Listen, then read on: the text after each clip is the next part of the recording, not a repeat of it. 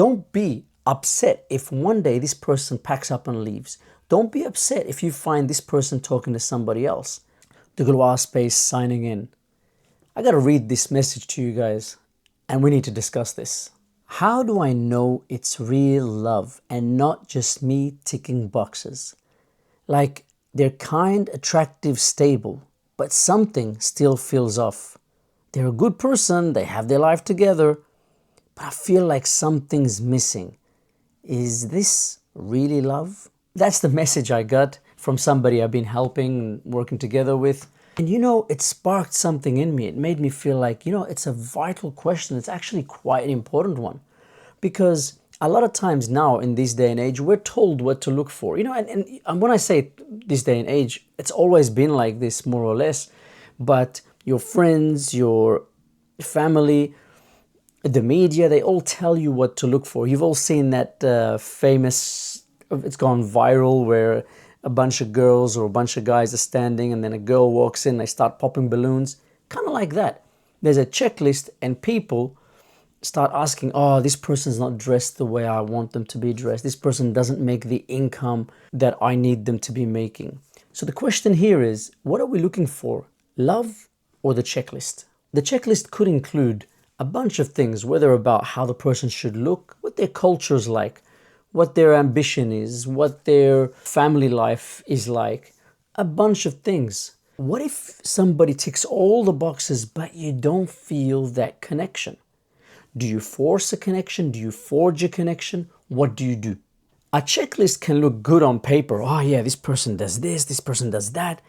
But can it really tell you how this person is going to behave when you're at your lowest? What if you go through fluctuations? How is this person going to behave? Where is that included on your checklist? You see, that's the difficult part. Love can't be on the checklist because you can't forge love. That feeling that arises with somebody, everything else you can forge, but that one particular thing you can't. And you know what? You don't know what is coming later. You don't know if a connection, people say, oh, just habit will build a connection. You just spend enough time with that person and you learn to love them. That's actually quite an old school mentality. They used to say to the girl, she'd be at home and then somebody would ask for her and then she'll say, but I don't like this guy. She might secretly have loved somebody, one of the neighbors or something like that. And then they would say to her, don't worry about love. This guy can provide, this guy can do this guy comes from this family, this guy, blah, blah, blah, blah, blah. All the checklist. All you need to do is just show up there. And your life will be together. The thing about checklists is they make you feel like you're in control. But love in itself kind of goes the opposite way. Love is kind of like you're giving in to a person, and they're giving in to you. That can't be part of a checklist. Love and control, they don't go together. I mean, you think about it. When you love someone, you don't need to be controlled. You automatically give in to that person. There's no, oh, let me consult my checklist. Let me consult. Does this work for me? Doesn't this work for me? It's not a business transaction. Whereas once a checklist is there, more or less, it's about settling for those things. Not about the person. It's not about, you're not putting the connection as number one. And for that reason, it is highly possible that you meet someone, they tick all your boxes, but for some reason, when you're with them, you feel like, hey, there's something empty, there's something missing, something's not right. They don't move this depth inside you.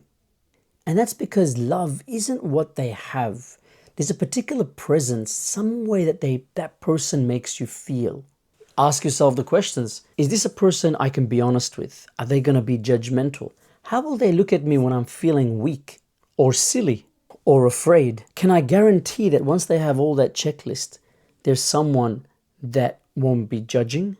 One of the things about love that is very confusing, and maybe a lot of people now have retracted from that. You'll see it a lot, especially if you go online and you listen to coaching and, people that talk about relationships.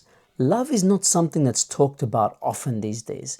It's more talked about, oh, this girl, does she meet this criteria? Is she after your money? Don't spend on her because she'll think that you're trying to control her with money. Or with a girl, they'll be telling her, "Oh, make him work for this. Go quiet on him." And there's a bunch of games. And I understand that it's called the game. There are ways that you approach a man, there are ways you approach a woman. Now, what happens is after a while, you both fall into a habit, and then that habit makes you there. And people generally call this habit love. But the question is, how do you approach it? If you don't approach a woman or a man with game, what do you approach them with? Do you not need a checklist at all? If it's love and connection that you value, you need to always understand that the way you are is going to attract that certain kind of person. If you are someone who's approaching, how much money do you make? Where do you work? Which family do you come from?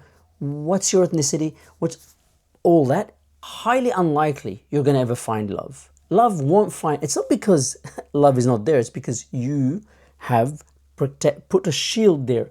You are basically saying, I'm not into the connection. I'm into the lifestyle. And that's fine. You can do that. But be aware that you won't get love from there. You'll get a habit. Don't be surprised if you don't feel connection there. Your connection will be with what that person gives you. It's a business transaction. And vice versa with a man. If you're looking for a girl, she needs to be, this color hair, this height, this size breast, all those things. You know what? Fine, do all that, but don't be upset if one day this person packs up and leaves. Don't be upset if you find this person talking to somebody else. Don't be upset because, hey, you got into a business transaction. Connection was not built. If you want connection, you need to have vulnerability. If you're not vulnerable, you will not be open to it. You will not be able to see love even if love stares you in the face. One of the issues of love is that people observing it do not understand it. So even people that your friends, your parents, whoever is around you, they might look at a situation of love between two people and they're gonna be like, this is not right. This person doesn't work. This person is not ready to have a house yet. This person is not ready to be a parent. This is a very common, and if you go back pre-1960s and you watch movies or read dramas or whatever of that era, you'll find that the parents used to be a lot more stricter to who their girl is going to marry, and also who the male is going to marry. They'll be like, hey, you come from a certain rich family, certain class of family, you need someone of that class. And then this is where the 60s and 70s came out, where they started saying, free love, it doesn't matter where you're from. And of course, it brought about new problems. It brought about new challenges to these people, because before people would stick to their thing, people would have their tribe. Like, I come from this ethnicity, I come from this class, I come from this country with this language. This is the checklist that you need. You as my son, you as my daughter, this is what you need. This is what I will accept. And if you don't, in some of the cultures, you'd say, I will disown my child. You are no longer welcome here. You're no longer family. That's, of course, ways to put pressure. The problem is with love, unlike this system, love can bring about unpredictability, because you might bring someone who can't speak their language. You might bring someone of a different culture, different religion, different ethnicity, and that might not tick their checklist. But hey, in the end of the day, it's you who's in the relationship. It's you who's going in there. Are you going to base your future, your relationship, on making these people happy? Or are you going to be present? How will you, as a person, if you can't build your own relationship, how will you ever learn responsibility for yourself? You're just living under the shadow. How will you ever experience your life? True, sometimes you might fall in love with someone who has a particular trait. He's a lovely person, but they have a problem. And this is where love comes in, because you know what? All of us have a problem. If you think yourself as you have no challenges about you, look again. Every one of us comes with something that's a little bit difficult. If you have come with that person with love, you are more likely to deal with it. You're more likely to acknowledge it, work with it. Of course, the only thing I would say that I wish you not to fall in love with someone who is toxic and someone who is abusive.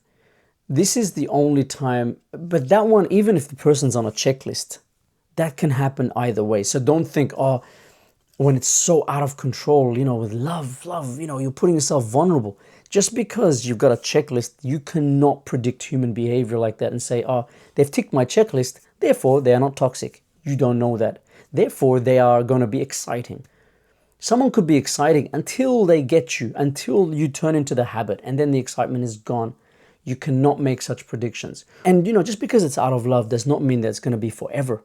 It can be, it might not be. But at least it was you who chose.